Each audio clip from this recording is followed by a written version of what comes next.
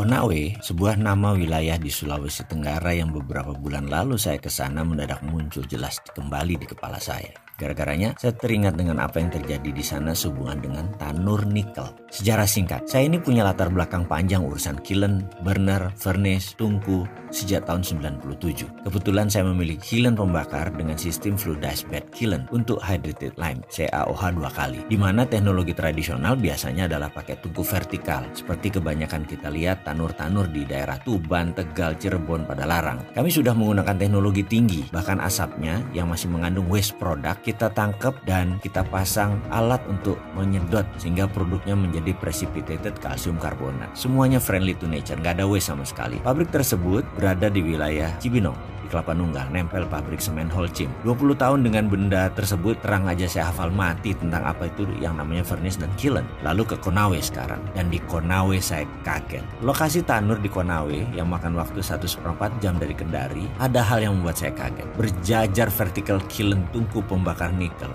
atau nickel smelter. Ada kali 50-an, tingginya rata-rata mungkin 18 meter. Tinggi sekali, asli saya kaget. Pertanyaan saya, mengapa pakai tanur furnace vertikal ya? Ini kan barang teknologi lama, apa mungkin karena murah, atau karena cepat pengerjaannya, atau karena low teknologi, walaupun merusak lingkungan, gampang ngontrolnya. PLC, Programmable Logic Controlnya kan sederhana, semuanya panel, tidak perlu komputer IT yang canggih. Itu dugaan saya sebelum saya masuk ke dalam lokasi pabrik tersebut. Saya akhirnya masuk ke dalam. Pertama saya melihat struktur besi terpasang di sana dan tungkunya. Saya menatap tajam semua struktur dan mulai Jawa Timuran saya keluar. Ancuk rek, makian saya keluar dalam hati nih ya. Bawaan saya waktu itu mau perang aja, rasanya wis arep tak tantang carok iki sing duwe. Asli gondong pol, saya bilang gitu. Asli saya ngamuk walaupun dalam hati. Bener deh, kalau ada celurit saya tak tantang iku orang asing sing wet dan tenan itu. Tapi saya masih tahan. Lalu saya berkunjung ke ruangan PLC room. Ya kelihatannya bagus dan baru, tapi saya tahu semua ini bungkusan tok. Ini barang bekas. Tahu kenapa saya gerendeng? Ini namanya ekspor debt atau mengekspor hutang, atau Indonesia mengimpor hutang. Di sono negara yang kita ambil, mereka yang mengekspor hutang. Mungkin saya salah, tapi sesama bajingan ekonomi, jangan anggap remeh si Sontoloyo ini. Insting saya jalan.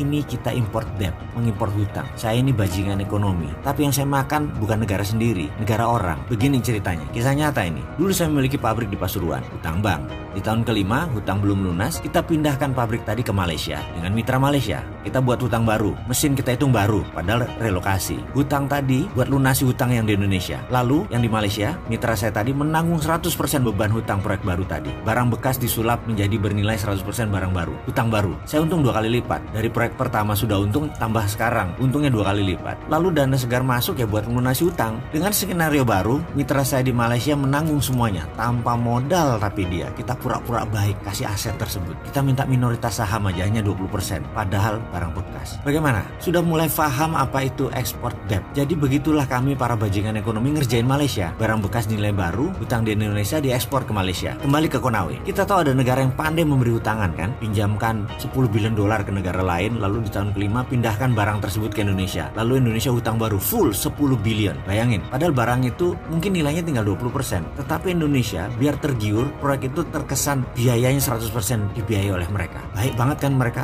nilainya 10 billion, udah Indonesia nggak keluar duit, pokoknya 100% tak biayai. Nah kan geblek orang barang bekas, itu bisnis untung di muka mereka itu. 8 billion ditambah hutang mereka yang kemarin lunas. Ada lagi, bunga mereka 5%, lalu dikasih bunga ke kita 7%. Mereka untung dari bunga aja 2%. Jadi untung dagangnya bolak-balik. Lah kan saya anco-ancoin itu proyek, digeblek-geblekin pejabat yang masukin investasi ini, yang katanya memasukkan investasi billion dolar ke Sulawesi Tenggara. Gak ada tunainya, yang ada mesin dinaikkan 5 kali lipat, kita sudah nanggung 100% hutang, blek barang itu ditaruh. Kan yang nanggung Indonesia. Ancuk tenan lah. Saya tuh udah tensi saya tinggi kalau udah kayak gini. Tangan saya ngepal berapa kali dan dalam hati ngamuk gemuruh emosi. Saya melihat tumpukan limbah B3 di mana-mana, sisa pembakaran nikel, udara sesak, debu pabrik. Lalu di mana untungnya buat masyarakat Indonesia le? Lalu yang mengantar saya berkata, "Bapak mau sekalian ke Morowali nggak Pak? Hanya 5 jam kira-kira dari posisi sekarang." Saya menatap dia dan bertanya, "Berapa banyak tanur di sana?" Dijawab olehnya, "Ya lebih banyak Pak dari Konawe." Saya diem, cuman komentar anjrit, yang itu aja yang keluar dari lidah saya. Walah Gusti, mudah-mudahan ini saya salah data. Maafkan kalau saya salah nggih.